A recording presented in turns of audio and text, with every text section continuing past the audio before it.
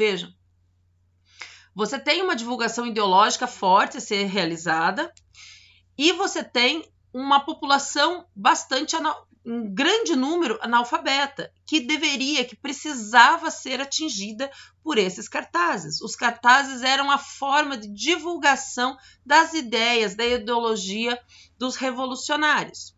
Então, a gente tem aqui, nesse cartaz do meio, por exemplo, é um cartaz um pouco mais antigo, ele é do Victor Deni. Você tem uma linguagem ainda caricatural e você ainda tem esse elemento mais compositivo, mas mesmo assim a composição é uma composição mais leve, mais suave do que eram as composições até o período anterior. Você tem, até porque a Rússia era bastante influenciada pela França, então aqui, antes do construtivismo russo, na Rússia tinha a influência grande, era do Art Nouveau. Você tinha uma influência francesa muito, muito forte. Já nesse segundo cartaz aqui, que também é do Victor Deni, você tem elementos bastante mais objetivos. Você tem um trabalhador em vermelho, que é considerado a cor dos elementos revolucionários, malhando um ferro que está atingindo ali um inimigo. Nesse caso aqui, o inimigo é o Hitler, que esse aqui já é do período da Segunda Guerra Mundial. Mas os cartazes são na mesma linha, certo? Então, você tem elementos muito mais simplificados e atingindo os seus objetivos. Aqui, esse outro cartaz é desse outro autor aqui, desse outro artista que chama Dmitry Mor. E você vê também a simplificação dos traços. Veja, eles trabalhavam com cromolitografia, mas eles não tinham essa tendência de fazer muita mistura de cores. As cores eram poucas. E eles faziam uma produção em grande escala. Então, isso para eles era importante que fosse fácil e rápido de ser impresso.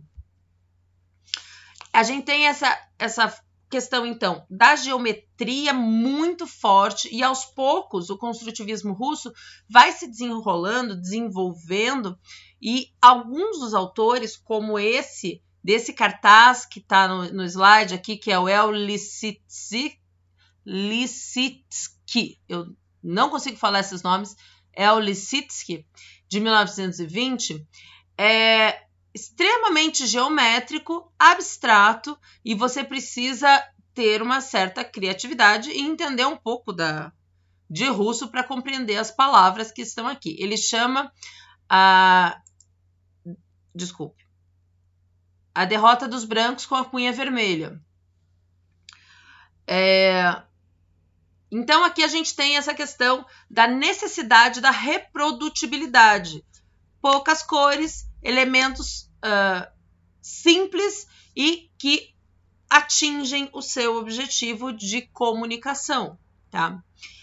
Esse cartaz que está aqui à direita é de um filme que chama Um Homem com uma Câmera, e é também um cartaz. O filme está inserido dentro do construtivismo russo, mas o cartaz também é bastante característico, porque um dos elementos também que eram utilizados em alguns trabalhos um pouco mais rebuscados era a tal da fotomontagem, que a gente tem aqui com o elemento da foto sendo utilizada nesse momento aqui.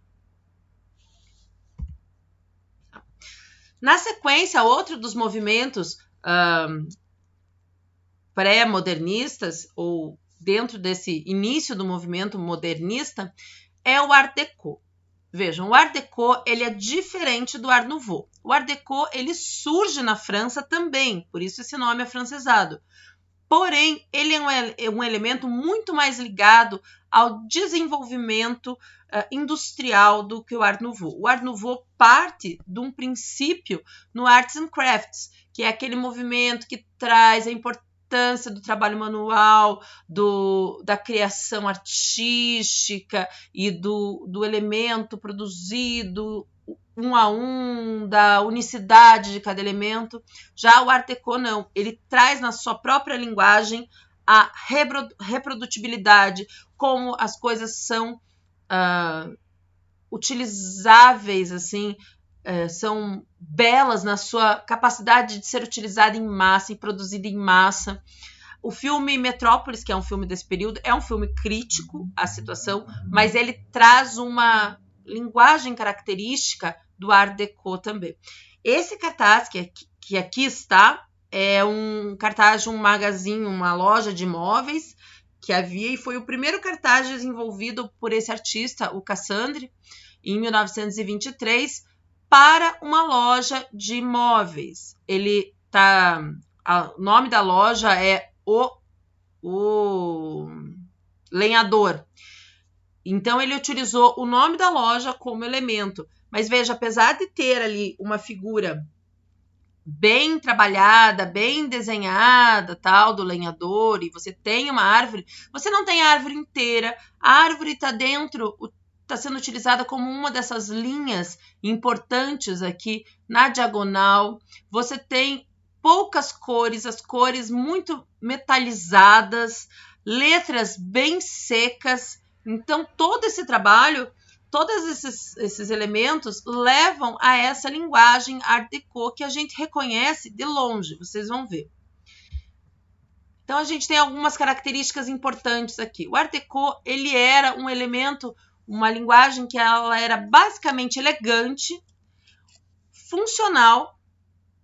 Ele tinha a necessidade, a intenção de ser ultramoderno, geométrico, apesar de extremamente elegante. Ele é geométrico de uma forma diferente do construtivismo russo. Ele traz a questão das artes decorativas embutido nele. A gente tem inspiração em culturas antigas, como os egípcios. Então, vocês vão reparar em elementos como esses aqui, que são essas linhas diagonais, que são elementos que trazem referências egípcias. Vocês têm outros elementos de outras culturas antigas. E nas artes gráficas, ele é extremamente utilizado para a produção de cartazes também e publicidade. O Cassandre, em 1932, desenvolveu, por exemplo, essa propaganda do Dubonnet. Dubonnet é uma bebida, um vinho, e ele foi trabalhando com essa linguagem de uma forma simples e clara a sua intenção. Essa frase que está ali em marronzinho é uma frase dele, que diz que a imagem gráfica dessa palavra cria em nossa mente uma harmonia que corresponde exatamente a uma ideia. Então, utilizar a palavra para transmitir a ideia, mas a palavra como uma figura, não é só a palavra em si, é a palavra com a sua fonte, com a posição, com a cor que ela está usando, a palavra como elemento gráfico mesmo, é aquilo que ele buscava. Aqui a gente tem um cartaz um pouco mais antigo dele.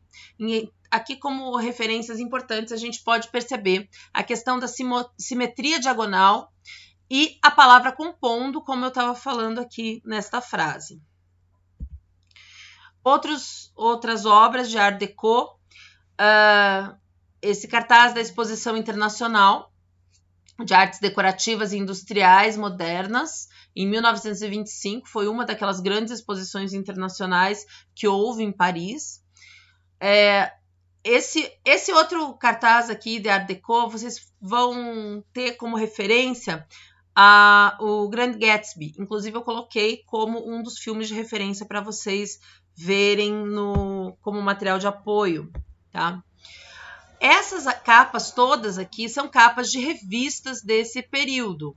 Então, você tem diversas Vogues, você tem outros grandes esportes, American Deco. Então, você tem outras revistas. Mas vejam, todas elas trabalham com essa geometrização, a elegância e a palavra compondo como elemento dentro da composição gráfica. Aqui eu trouxe algumas figuras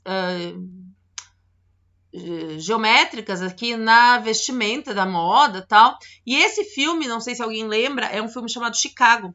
Ele também se passa num período em que a Art Deco é o foco da moda nos Estados Unidos. Aqui eu trouxe só para vocês terem uma referência como a Art Deco influenciou no desenho industrial, porque ela foi um movimento extremamente difundido em todas as áreas do design, tá? Principalmente naquilo que podia ser produzido em série. Na arquitetura, então você tem aqui o Cristo Redentor, é uma composição em Art Deco, bem tradicional. Você tem o Empire State e você tem o elevador de Salvador. Aqui já são joias e algumas luminárias Tiffany, que é muito característico desse período também.